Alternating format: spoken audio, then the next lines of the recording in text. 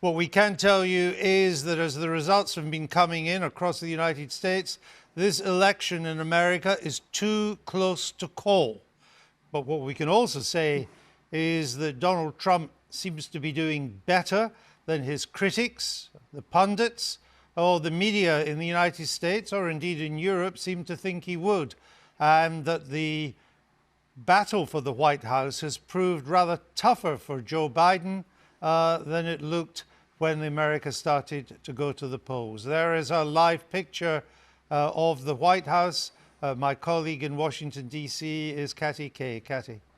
Yeah, we're being reminded during the course of this program and this night that this really is a 50-50 country.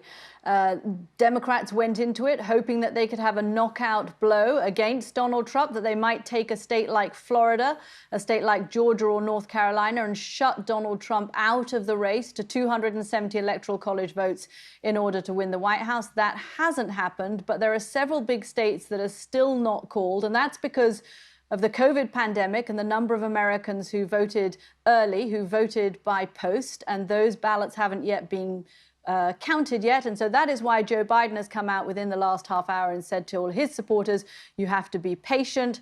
Donald Trump has tweeted within the last few moments that he thinks that any votes that are counted after the polls closed are votes that are being stolen and that he is going to win. So we are in a febrile atmosphere, Andrew, and this is probably the result that the country didn't necessarily need, because we are facing now the prospect of days of not knowing who the next president is going to be, and days of a vacuum lets room for mischief, lawyers, contests, even potentially violence. So let's hope none of that happens. But right now we are in a position where we don't know who the next president of the United States is going to be, and we may not know it even by the end of today. Or even by the end of the week. There is huge uncertainty engulfing America now. We have no idea how it is going to be resolved. We've heard from Joe Biden. We're still waiting to hear from Donald Trump, though he has already implied that people are trying to steal the election and that he has won.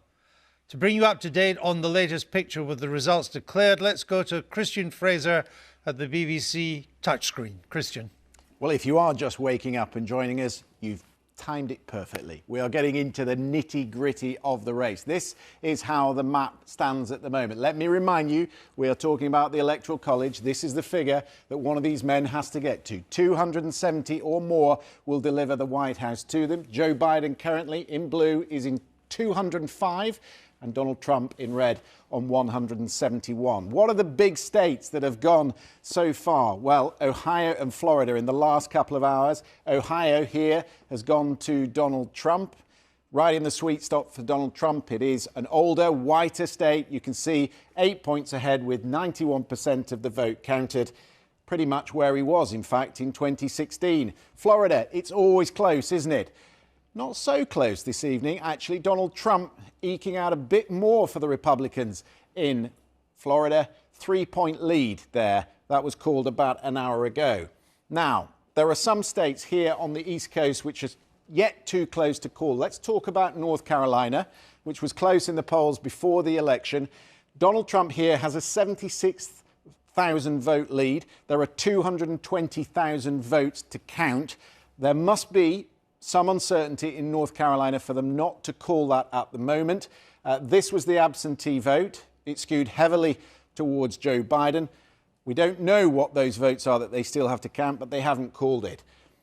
Georgia, I'm going to urge some caution on. A lot of people saying that he's leaning to Donald Trump tonight, that it's going towards Donald Trump. They've had a few problems with the count in Georgia, but they're now counting this absentee ballot. And it skews again towards Joe Biden. 1 million votes still to count. It's a lead that Donald Trump has there of 236,000 votes. Let me tell you that the New York Times is actually projecting Georgia for Biden by 67%. I don't know what they base that on, but I know that some of those votes are going to be in Atlanta. It's a 67% probability, the New York Times is saying, but some of those votes are in Atlanta and some of it will be that absentee vote. So that one very much still in the balance. Arizona, out in the West, better news for Joe Biden, not yet called, but you'll see it's a healthy lead for Joe Biden by 7 points. 80% of the vote counted. Fox News had already called it for Joe Biden.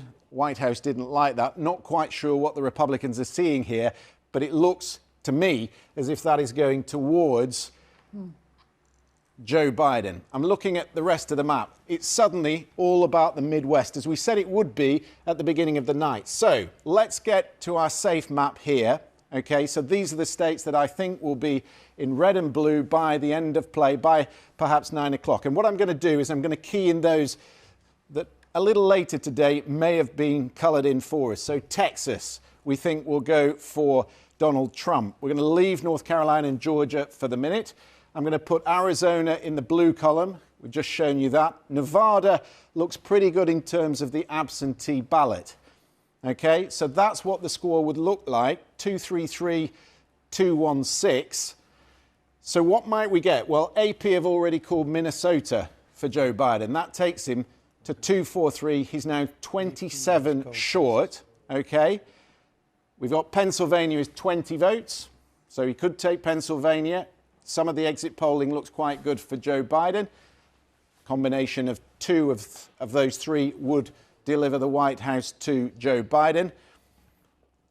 I'm going to put here Pennsylvania in red. I'm going to put Georgia in red and North Carolina just to show you that if it goes to Donald Trump and those go to Joe Biden, as we think they will looking at the absentee ballot, suddenly Maine 2 and Nebraska 2, two congressional districts, look very important. Nate Silver, who knows a little bit about polling, has said that where goes New Hampshire could go Maine 2. It's a very similar electorate.